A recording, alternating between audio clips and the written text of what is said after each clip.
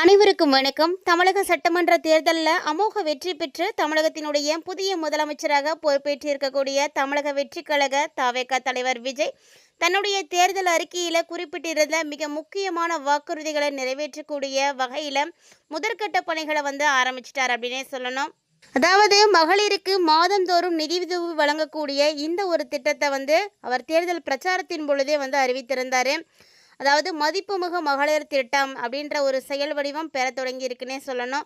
So 60 வயது வரை இருக்கக்கூடிய இல்லத்தரசிகளுக்கு மாதந்தோறும் 2500 ரூபாய் உதவித்தொகையும், 60 வயதுக்கு மேற்பட்ட மூத்த குடிமக்களுக்கு மாதந்தோறும் 3000 ரூபாய் உதவித்தொகையும் வழங்கப்பட உள்ளது. கணக்கெடுப்பு பணிகளானது இது குறித்து தீவிரமாக நடந்துட்டு இருக்குன்னு தான் சொல்லணும்.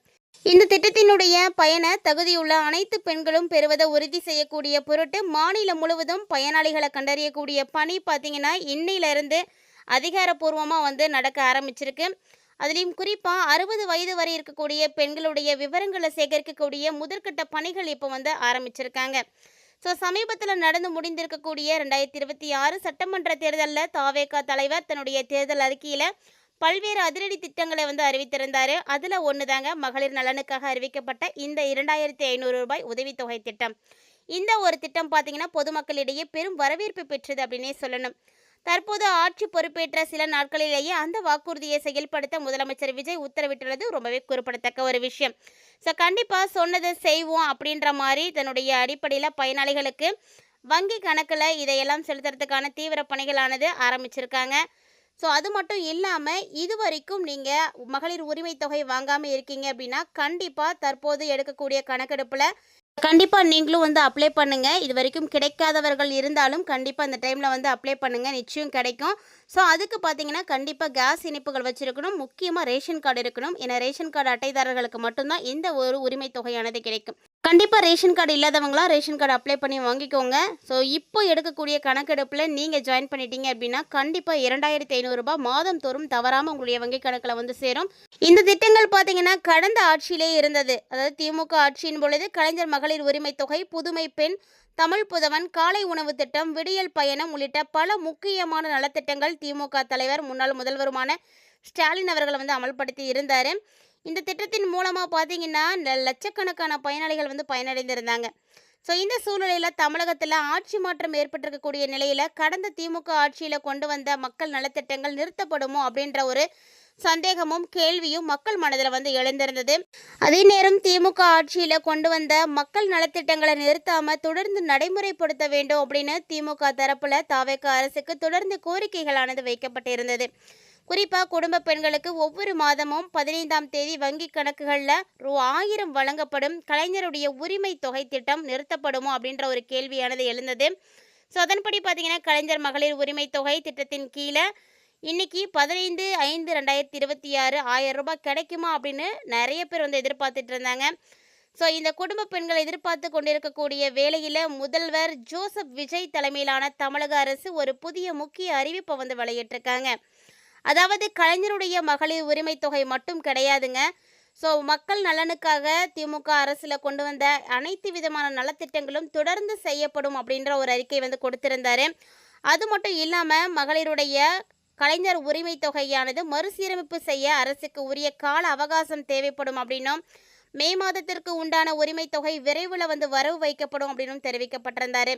இதனால் மகளிருடைய உரிமை தொகை வருமா வராதா அப்படின்ற கேள்வி பெண்கள்கிட்ட இருந்துட்டு இருந்தது இல்லையா, அந்த கேள்விக்கு ஒரு சிறப்பான பதிலடி கொடுத்திருக்காரு அப்படின்னே சொல்லணும். முதல்வர் விஜய் திமுக தலைவரும் முன்னாள் முதல்வருமான மு.க. ஸ்டாலின் கடுமையாக விமர்சித்திருக்காரு. ஸோ இந்த நிலையில் மே மாதத்திற்கான கலைஞர் மகளிர் உரிமை தொகை 1000 ரூபாய் குடும்ப பெண்களுடைய வங்கி கணக்கில் இன்னைக்கு வரவு வைக்கப்பட்டிருக்கு. ஸோ இதிலிருந்தே தற்போது முதலமைச்சராக பதவியேற்றிருக்கக்கூடிய விஜய் அவர்கள் தமிழக அரசு தம் மக்களுடைய நலத்திட்டங்களுக்கு எதிரானவர் இல்லை அப்படின்றது தெரியுது. ஸோ எந்த ஆட்சியில் அமல்படுத்தி இருந்தாலுமே கூட மக்களுக்கான நலத்திட்டங்கள் கண்டிப்பாக தொடர்ந்து செய்யப்படும் அப்படின்னு அவர் வாக்குறுதி கொடுத்திருக்காரு. ஸோ மக்களுக்காக மட்டுமே ஆட்சிக்கு வந்திருக்கக்கூடிய அவர் எப்படி மக்களுடைய நலனுக்காக செய்யக்கூடிய திட்டங்களை நிறுத்துவார்? கண்டிப்பாக நிப்பாட்ட மாட்டார். அதே மாதிரி தாங்க அவர் செய்திருக்கக்கூடிய இந்த செயல் பார்த்தீங்கன்னா எல்லாருக்கிட்டையுமே மீண்டும் வரவேற்பை பெற்றிருக்கு அப்படின்னே சொல்லலாம். ஸோ மறுசீரமைப்பு செய்கிற வரைக்கும் அவருக்குரிய கால அவகாசங்கள் கொடுக்கறது மக்களுடைய கடமை. ஸோ உங்களுடைய கடமைகளை நீங்கள் சரியாக செய்யக்கூடிய பட்சத்தில் கண்டிப்பாக தமிழக அரசும் மக்களுக்கான எல்லா விதமான விஷயங்களும் தொடர்ந்து செய்யும் அப்படின்னு எதிர்பார்க்கலாம். தமிழக வெற்றி கழகத்தினுடைய தலைவராக இருக்கக்கூடிய முதல்வர் செய்யக்கூடிய ஒரு சில திட்டங்களே சுவாரஸ்யமாக இருக்கக்கூடிய சூழ்நிலையில் அவருடைய பாதுகாப்பு மற்றும் கான்வாய் வாகனங்கள் குறித்த தகவல்களும் மிகப்பெரிய ஆர்வத்தை ஏற்படுத்தியிருக்கு அப்படின்னே சொல்லணுங்க. ஸோ ஜெட் ப்ளஸ் மற்றும் பாதுகாப்பின் பிரிவின் கீழே வரக்கூடிய தமிழக முதல்வருடைய பாதுகாப்பு வளையம் நவீன தொழில்நுட்பம் மற்றும் அதனுடைய அதிக பாதுகாப்பு அம்சங்களோட வடிவமைக்கப்பட்டிருக்குன்னு சொல்லப்படுது. பொதுவாக ஒரு மாநில முதல்வருடைய கான்வாயில் 12 முதல் 16 வாகனங்கள் வரை இடம்பெறும். இதில் பாதுகாப்பு அதிகாரிகள், கமாண்டோக்கள், ஜாம்பர் வாகனங்கள் மற்றும் ஆம்புலன்ஸ் இது எல்லாமே அடங்கும். முதல்வர் பயணிக்கக்கூடிய கார் பார்த்திங்கன்னா பொதுவாக டொயோட்டோ லேண்டு க்ரூஷர் அல்லது டொயோட்டோ ஃபார்ச்சுனர் ரகத்தை சார்ந்ததாக கண்டிப்பாக இருக்கும். தற்போது முதல்வர் விஜய் பயன்படுத்துறது கருப்பு நிற அதீத பாதுகாப்பு கொண்ட Toyota land crusher LC 300 model தாங்க. மாற்று வாகனமாக முதல்வருடைய காரை போலவே உருவம் கொண்ட மற்றும் ஒரு டம்மி கார் பாதுகாப்பு கருதி பின்னாடியே வரும். அது மட்டுமல்ல, எஸ்கோர்ட் வெஹிக்கிள்ஸ் கான்வாயோட முன்னும் பின்னும் மகேந்திரா ஸ்கார்பியோ மற்றும் டாடா சஃபாரி ரக கார்கள் கமாண்டோகளோட அணிவகுக்கும். ஸோ ஒரு முதல்வருடைய கான்வாய் வெறும் வாகனங்களுடைய வரிசை மட்டும் இல்லைங்க, அது ஒரு நடமாடும் கோட்டை அப்படின்னு சொல்லலாம். கான்வாயின் நடுவே ஒரு அதிநவீன ஜாம்பர் வாகனம், நுணுக்கமான ஆண்டனாக்கள் கொண்ட வாகனம். இது சொல்லக்கூடிய ஒரு சுற்றளவில் உள்ள மொபைல் சிக்னல்கள், ரிமோட் மூலமாக இயக்கப்படக்கூடிய வெடிகுண்டுகள் மற்றும் ரேடியோ அலவரிசைகள் எல்லாம் செயலிழக்க செய்யும். அதே போல் தமிழக காவல்துறையினுடைய சிறப்பு பாதுகாப்பு பிரிவை சார்ந்த வீரர்களான MP5 மற்றும் சப்மிஷன்ஸ் கன்ஸ் மற்றும் கிளாக் பிஸ்டல்ஸ் போன்ற நவீன ஆயுதங்களோட தயார் நிலையில் இருப்பாங்க. அதே போல் வாகனங்களில் அதிநவீன வயர்லெஸ் நெட்வொர்க் மூலமாக இணைக்கப்பட்டிருக்கும். இதன் மூலமாக அவசர காலங்களில் நொடி பொழுதில் முடிவுகளை எடுக்க முடியும் அப்படின்னு சொல்லப்படுது. ஸோ முதல்வருடைய கார் சாதாரண கார்களில் இருந்து முற்றிலுமாக மாறுபட்டதுங்க. இதில் இருக்கக்கூடிய சிறப்பு அம்சங்கள் பார்த்திங்கன்னா, குண்டு துளைக்காத கவசம், கார் கண்ணாடி மற்றும் உள்பகுதி விழல் பாதுகாப்பு கொண்டது. மேலும் பார்த்திங்கன்னா துப்பாக்கி சூடு மற்றும் சக்தி வாய்ந்த கையெறி குண்டுகள் பாதுகாப்பில் இருந்து பாதுகாக்கக்கூடிய வகையில் இருக்குது. அதாவது ரன் ஃப்ளாட் டயர்கள் சுடப்பட்டாலோ அல்லது பஞ்சர் ஆனாலோ அதிவேகத்தில் சுமார் 80 கிலோமீட்டர் தூரம் வரை பயணிக்க முடியும். அதே போல் ரசாயன தாக்குதல்கள் அல்லது தீ விபத்து ஏற்பட்டால் காருடைய உட்புறத்தில் தானாகவே ஆக்சிஜன் விநியோகத்தை உருவாக்கி அந்த வசதியும் செய்யப்பட்டிருக்கு. அதே போல் முதல்வருடைய பாதுகாப்பு பிரிவில் இருக்கக்கூடிய ஸ்கார்பியோ வாகனங்களில் குவிக் ரியாக்ஷன் டீம் எப்போதுமே தயாராக தான் இருப்பாங்க. ஸோ இவங்க கிட்ட நவீன ரக தானியங்கி துப்பாக்கிகள் மற்றும் அவசர கால தற்காப்பு கருவிகளும் இருக்கும்.